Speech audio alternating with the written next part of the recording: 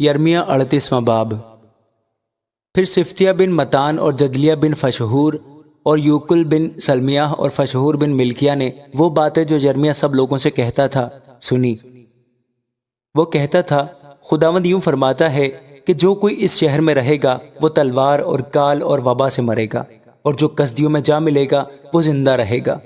اور اس کی جان اس کے لیے غنیمت ہوگی اور وہ جیتا رہے گا۔ خداوند یوں فرماتا ہے کہ یہ شہر یقیناً شاہ بابل کی فوج کے حوالہ کر دیا جائے گا اور وہ اسے لے لے گا۔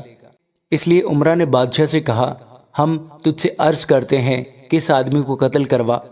کیونکہ یہ جنگی مردوں کے ہاتھوں کو جو اس شہر میں باقی ہیں اور سب لوگوں کے ہاتھوں کو ان سے ایسی باتیں کہہ کر سست کرتا ہے، کیونکہ یہ شخص ان لوگوں کا خیر خواہ نہیں بلکہ بدخواہ ہے۔ تب صدقیہ بادشاہ نے کہا، وہ تمہارے قابو میں ہے، کیونکہ بادشاہ تمہارے خلاف کچھ نہیں کر سکتا۔ تب انہوں نے یرمیہ کو پکڑ کر ملکیہ شہزادہ کے حوض میں جو قید خانہ کے صحن میں تھا ڈال دیا، اور انہوں نے یرمیہ کو رسے سے باندھ کر لٹکایا، اور حوض میں کچھ پانی نہ تھا بلکہ کیچ تھی۔ اور جب عبد ملک کوشی نے جو شاہی محل کے خواجہ سراؤں میں سے تھا سنا کہ انہوں نے یرمیہ کو حوض میں ڈال دیا ہے جبکہ بادشاہ بنیامین کے پھاٹک میں بیٹھا تھا، تو عبد ملک بادشاہ کے محل سے نکلا اور بادشاہ سے یوں عرض کی کہ اے بادشاہ میرے آقا، ان لوگوں نے یرمیہ نبی سے جو کچھ کیا برا کیا، کیونکہ انہوں نے اسے حوض میں ڈال دیا ہے اور وہ وہاں بھوک سے مر جائے گا کیونکہ شہر میں روٹی نہیں ہے۔ تب بادشاہ نے عبد ملک کوشی کو یوں حکم دیا کہ تو یہاں سے 30 آدمی اپنے ساتھ لے اور یرمیہ نبی کو بیشتر اس سے کہ وہ مر جائے حوض میں سے نکال۔ اور عبد ملک ان آدمیوں کو جو اس کے پاس تھے اپنے ساتھ لے کر بادشاہ کے محل میں خزانہ کے نیچے گیا، اور پرانے چتھڑے اور پرانے سڑے ہوئے لتے وہاں سے لیے اور ان کو رسیے کے وسیلہ سے حوض میں یرمیہ کے پاس لٹکایا۔ اور عبد ملک کوشی نے یرمیہ سے کہا کہ ان پرانے چتھڑوں اور سڑے ہوئے لتوں کو رسی کے نیچے اپنی بغل تلے رکھ، اور یرمیہ نے ویسا ہی کیا، اور انہوں نے رسیوں سے یرمیہ کو کھینچا اور حوض سے باہر نکالا، اور یرمیہ قید خانہ کے صحن میں رہا۔ صدقیہ یرمیہ سے صلاح لیتا ہے۔ تب صدقیہ بادشاہ نے یرمیہ نبی کو خداوند کے گھر کے تیسرے مدخل میں اپنے پاس بلایا، اور بادشاہ نے یرمیہ سے کہا، میں تجھ سے ایک بات پوچھتا ہوں، تو مجھ سے کچھ نہ چھپا۔ اور یرمیہ نے صدقیہ سے کہا کہ اگر میں تجھ سے کھول کر بیان کروں تو کیا تو مجھے یقیناً قتل نہ کرے گا، اور اگر میں تجھے صلاح دوں تو تو نہ مانے گا۔ تب صدقیہ بادشاہ نے یرمیہ کے سامنے تنہائی میں کہا، زندہ خداوند کی قسم جو ہماری جانوں کا خالق ہے کہ نہ میں تجھے قتل کروں گا اور نہ ان کے حوالہ کروں گا جو تیری جان کے خواہاں ہیں۔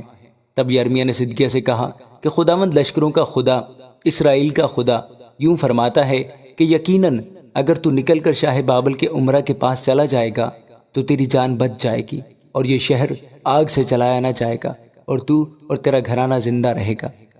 پر اگر تو شاہ بابل کے عمرہ کے پاس نہ جائے گا تو یہ شہر کسدیوں کے حوالہ کر دیا جائے گا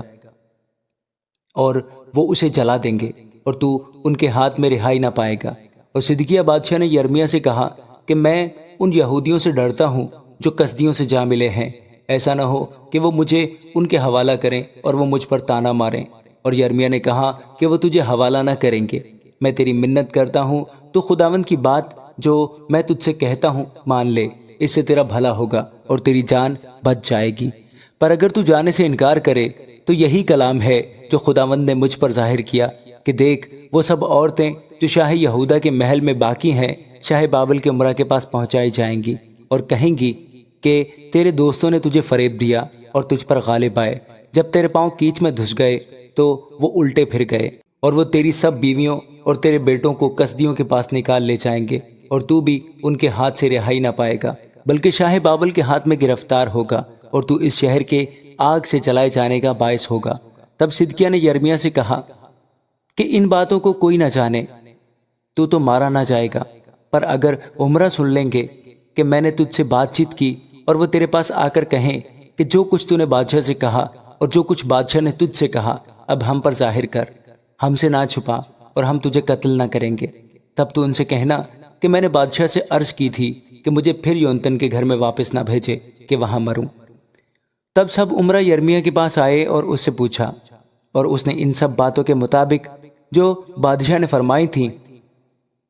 ان کو جواب دیا، اور وہ اس کے پاس سے چپ ہو کر چلے گئے کیونکہ اصل معاملہ ان کو معلوم نہ ہوا۔